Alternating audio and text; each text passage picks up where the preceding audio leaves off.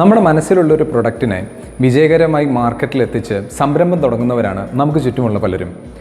ഇങ്ങനെ സംരംഭകരായി മാറുമ്പോഴും നമ്മുടെ സംരംഭത്തിൻ്റെ വരവ് ചിലവ് കണക്കിനെ കൃത്യമായിട്ട് ഓഡിറ്റ് ചെയ്ത് റെക്കോർഡ് ചെയ്യേണ്ട ആ ഒരു നീഡ് ആ ഒരു സമയത്താണ് സംരംഭകൻ്റെ മുമ്പിൽ വലിയൊരു വെല്ലുവിളിയായിട്ട് കടന്നു വരുന്നത്. എങ്ങനെയാണ് പ്രൊഫഷണലായിട്ട് ഒരു അക്കൗണ്ടൻസി കൈകാര്യം ചെയ്യുന്നത് എന്നുള്ളതിനെപ്പറ്റി ഇന്ന് ഈ വീഡിയോ വഴി ഞങ്ങൾ നിങ്ങളുമായിട്ട് ഷെയർ ചെയ്യാനായിട്ട് ആഗ്രഹിക്കുന്നു. നിങ്ങളൊരു ബിസിനസ് നടത്തുന്ന ആളാണോ, അല്ലെങ്കിൽ ഒരു ബിസിനസ് തുടങ്ങാൻ ഉദ്ദേശിക്കുന്നുണ്ടോ എങ്കിൽ ബിസിനസ്സിൻ്റെ അക്കൗണ്ട്സ് സൂക്ഷിക്കുക എന്നത് വളരെ അത്യാവശ്യമായ കാര്യമാണ്. ഒരു ബിസിനസ്സിൻ്റെ അക്കൗണ്ട്സ് എങ്ങനെ വളരെ ലളിതവും പ്രൊഫഷണലുമായി മെയിൻറ്റെയിൻ ചെയ്യാം, അതിനായി നമുക്ക് ആവശ്യം വെറും 4 കാര്യങ്ങളാണ്. 1 cash book, 2 bank book, 3 purchase bill, 4 sales bill. ഈ 4 ഡോക്യുമെൻറ്റ്സ് എന്താണെന്ന് മനസ്സിലാക്കിയാൽ വളരെ സിമ്പിളായിട്ട് നമുക്ക് അക്കൗണ്ട് ചെയ്യാൻ സാധിക്കും. ഇനി ഇത് 4 എന്താണെന്ന് നമുക്ക് നോക്കാം. ഒന്നാമത്തേത് ക്യാഷ് ബുക്ക്. ക്യാഷ് ആയിട്ട് എന്തൊക്കെ കയ്യിലേക്ക് വരുന്നുണ്ടോ, ക്യാഷ് ആയിട്ട് എന്തൊക്കെ കയ്യിൽ നിന്ന് പോകുന്നുണ്ടോ, ഇതെല്ലാം നമ്മൾ ക്യാഷ് ബുക്കിലാണ് രേഖപ്പെടുത്തുക. ഉദാഹരണത്തിന് നമ്മൾ ഒരാൾക്ക് 5 ലക്ഷം രൂപ കൊടുത്തു, അല്ലെങ്കിൽ ഒരാളുടെ കയ്യിൽ നിന്നും 5 ലക്ഷം രൂപ വാങ്ങി. ഇങ്ങനെ ക്യാഷ് രൂപത്തിൽ വരുന്ന എല്ലാ റെസീപ്റ്റ്സും പേയ്മെൻറ്റ്സും നമ്മൾ ക്യാഷ് ബുക്കിലാണ് കാണിക്കുക. രണ്ടാമത്തേത് ബാങ്ക് ബുക്ക്. ബാങ്കിലൂടെ നടക്കുന്ന എല്ലാ ഇടപാടുകളും നമ്മൾ ബാങ്ക് ബുക്കിലാണ് രേഖപ്പെടുത്തുക. അതുകൊണ്ട് തന്നെ ബാങ്കിൽ നിന്ന് ലഭിക്കുന്ന ബാങ്ക് സ്റ്റേറ്റ്മെൻറ്റ് അല്ലെങ്കിൽ അക്കൗണ്ട് സ്റ്റേറ്റ്മെൻറ്റ് തന്നെയാണ് മറ്റൊരു വിധത്തിൽ പറഞ്ഞാൽ ബാങ്ക് ബുക്ക്. മൂന്നാമത്തേത് പർച്ചേസ് ഇൻവോയ്സ്. ബിസിനസ് ആവശ്യത്തിന് നമ്മൾ എന്തെങ്കിലും മെറ്റീരിയൽസ് അല്ലെങ്കിൽ സേവനം മറ്റൊരാളുടെ കയ്യിൽ നിന്ന് വാങ്ങുമ്പോൾ നമ്മൾക്ക് ലഭിക്കുന്നതാണ് പർച്ചേസ് ഇൻവോയ്സ് അഥവാ പർച്ചേസ് ബിൽ. നാലാമത്തേത് സെയിൽസ് ഇൻവോയ്സ്. നമ്മൾ എന്തെങ്കിലും പ്രോഡക്റ്റ് അല്ലെങ്കിൽ സേവനം മറ്റൊരാൾക്ക് വിൽക്കുമ്പോൾ നമ്മൾ തന്നെ ക്രിയേറ്റ് ചെയ്യുന്ന ഒന്നാണ് സെയിൽസ് ഇൻവോയ്സ്. അത് മാനുവൽ ആവട്ടെ കമ്പ്യൂട്ടറൈസ്ഡ് ആവട്ടെ, അങ്ങനെ നമ്മൾ ജനറേറ്റ് ചെയ്യുന്ന ഒന്നാണ് സെയിൽസ് ഇൻവോയ്സ് അഥവാ സെയിൽസ് ബിൽ. ഇനി എങ്ങനെയാണ് ഒരു ക്യാഷ് ബുക്ക് പ്രിപ്പയർ ചെയ്യുക എന്ന് കാണാം. അതിനായി നോർമൽ അക്കൗണ്ട്സിൽ നമ്മൾ യൂസ് ചെയ്യുന്നത് പോലെ ഡെബിറ്റ്, ക്രെഡിറ്റ് എന്ന വാക്കുകൾ നമ്മൾ ഉപയോഗിക്കുന്നില്ല. പകരം റെസീപ്റ്റ്സ്, പേയ്മെൻറ്റ്സ് എന്ന വാക്കുകൾ നമുക്ക് ഉപയോഗിക്കാം.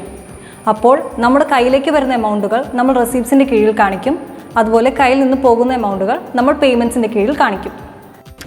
നമുക്ക് ഒരു ക്യാഷ് ബുക്കിൻ്റെ എക്സാമ്പിൾ കാണാം. ഒരു ക്യാഷ് ബുക്കിന് മെയിനായിട്ട് ആവശ്യം വരുന്നത് 5 കോളമാണ്. Date, particulars, receipt, payments, balance. ഇത്രയും കോളമാണ് ആവശ്യം.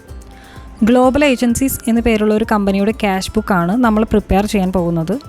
3 പാർട്ട്നേഴ്സ് കൂടിയാണ് ഈ കമ്പനി സ്റ്റാർട്ട് ചെയ്യുന്നതെന്ന് കരുതുക. Partner A, partner B, partner C. September 2-ാം തീയതി ഓരോ പാർട്ട്നേഴ്സും കമ്പനിയിലേക്ക് ക്യാഷ് കൊണ്ടുവന്നു. പാർട്ണർ എ 10,000 രൂപയും, പാർട്ണർ ബി 20,000 രൂപയും, പാർട്ണർ സി 10,000 രൂപയും. അത് കമ്പനിയിലേക്ക് വരുന്ന ക്യാഷ് ആയതുകൊണ്ട് റെസീപ്റ്റിൻ്റെ കീഴിൽ കാണിച്ചു.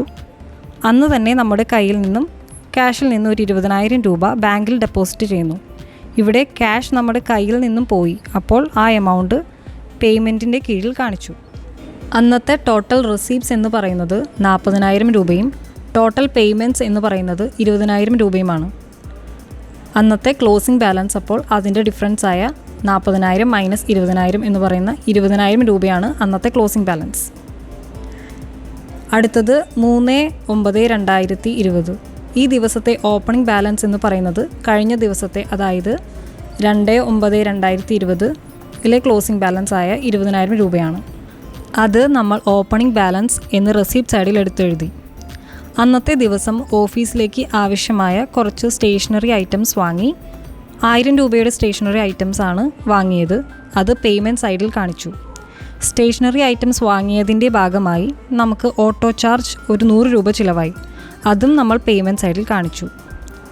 ഓഫീസ് റെൻറ്റിന് എടുത്തതിൻ്റെ അഡ്വാൻസ് തുക ഒരു 8,000 രൂപ പേ ചെയ്തിട്ടുണ്ട്. അത് നമ്മൾ പേയ്മെൻറ്റിൻ്റെ കീഴിൽ കാണിച്ചു. ഇനി GST രജിസ്ട്രേഷൻ നടത്തിയതിൻ്റെ ഭാഗമായി നമ്മൾ രജിസ്ട്രേഷൻ ഫീ കൊടുത്തിട്ടുണ്ട്. അതും പേയ്മെൻറ്റിൻ്റെ കീഴിൽ കാണിച്ചു. ഈ ദിവസം നമുക്ക് വേറെ റെസീപ്റ്റ്സ് ഒന്നും തന്നെ ഇല്ല. നമുക്ക് ആ ദിവസത്തെ ക്യാഷ് ബുക്ക് ക്ലോസ് ചെയ്യാം. റെസീപ്റ്റിൻ്റെ ടോട്ടൽ 20,000 രൂപയും അന്നത്തെ പേയ്മെൻറ്റ്സിൻ്റെ ടോട്ടൽ 9,600 രൂപയുമാണ്. ബാലൻസ് നമ്മുടെ കയ്യിൽ ഇനി 10,400 രൂപയാണുള്ളത്. ഈ 10,400 രൂപയാണ് അടുത്ത ദിവസത്തെ ഓപ്പണിംഗ് ബാലൻസായി നമ്മൾ എടുത്തെഴുതുന്നത്. ഇങ്ങനെയാണ് ഒരു ക്യാഷ് ബുക്ക് മെയിൻറ്റെയിൻ ചെയ്യുന്നത്. ഒരു പ്രൊഫഷണൽ അക്കൗണ്ട്സ് ചെയ്യാൻ വേണ്ട 4 കാര്യങ്ങൾ എന്തൊക്കെയാണെന്ന് നമ്മൾ കണ്ടു കഴിഞ്ഞു.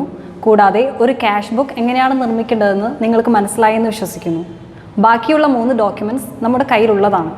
അടുത്ത വീഡിയോയിൽ ഈ ഡോക്യുമെൻറ്റ്സ് ഉപയോഗിച്ച് ഒരു സോഫ്റ്റ്വെയറിൻ്റെ സഹായത്തോടെ എങ്ങനെ പ്രൊഫഷണലായി അക്കൗണ്ട്സ് ചെയ്യാം എന്ന് ഞങ്ങൾ നിങ്ങളുമായി ഷെയർ ചെയ്യുന്നതാണ്. നിങ്ങൾക്ക് ഈ വീഡിയോ ഉപകാരപ്രദമായി എന്ന് വിശ്വസിക്കുന്നു.